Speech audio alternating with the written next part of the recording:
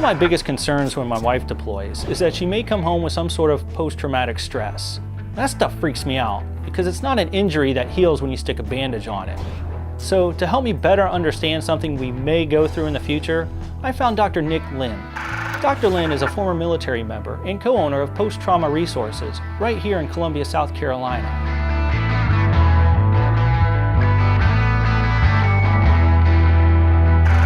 I think the best way to understand post-traumatic stress disorder and the impairment that it might cause is to first appreciate the benefit of having that survival mechanism and how it might help in a life or death situation. So when you think about a life or death situation, you can imagine what the resulting symptoms might be if they're prolonged. And post-traumatic stress disorder is the prolonged activation of the fight or flight response.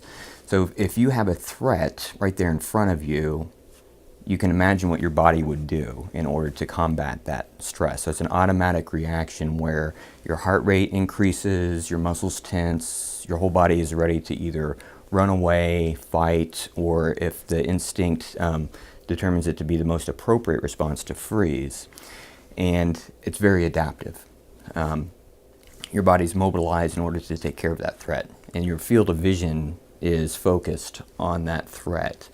And at that point, it's not considered a disorder. It's only considered a disorder when it causes some kind of impairment. So when people are in a life or death situation, that's actually adaptive. And what we see is when people come back from the military, for example, and they're stateside and they're safe, that's no longer adaptive, and yet their body reacts as if they're in that life or death situation.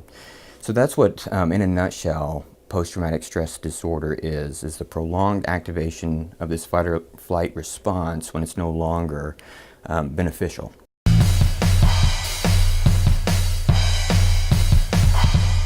So when there's an ambiguous situation, there's a potential threat, the body's always going to err on the side of safety.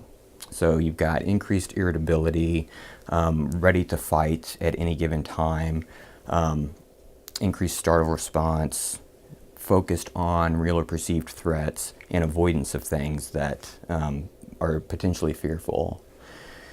And over time, that can be reinforced by avoidance.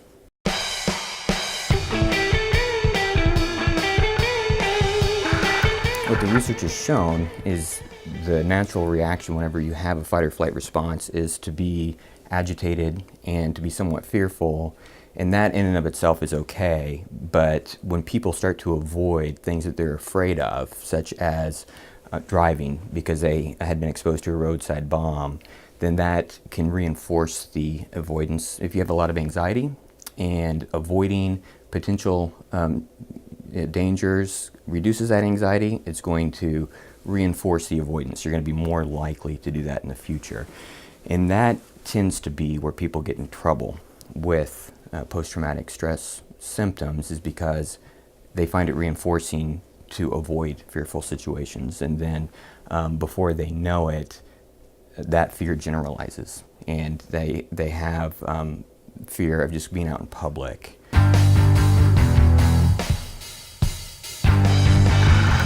The fight or flight response is triggering all the systems that are needed for survival, and that is at the expense of some other systems that are not pertinent to survival, and that includes the digestive system and the reproductive system. So it's not uncommon when people come back and they have this prolonged stress reaction to not be interested in food and not to be interested in sex. That's just not a priority at that time.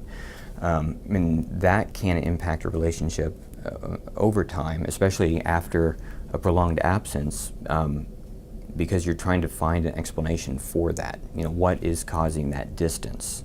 You know, my spouse is, you know, not wanting to be close to me like she was before the deployment. But for the most part, the way that the family is impacted is through agitation and the perception that maybe they, as a family member, is doing something wrong. And until you realize, okay, this is a reaction to fear and some traumatic memories, it's very hard to not take things personally. Now that I understand what PTSD is, I want to know what the symptoms are. What can I do to help? What type of help is available? And more importantly, what's the prognosis? Meaning, if my wife were ever to be injured in this way, will she ever heal? I believe the following video segments within this series will answer those questions, and I think you guys will get a lot of benefit out of listening to what Dr. Lynn has to say.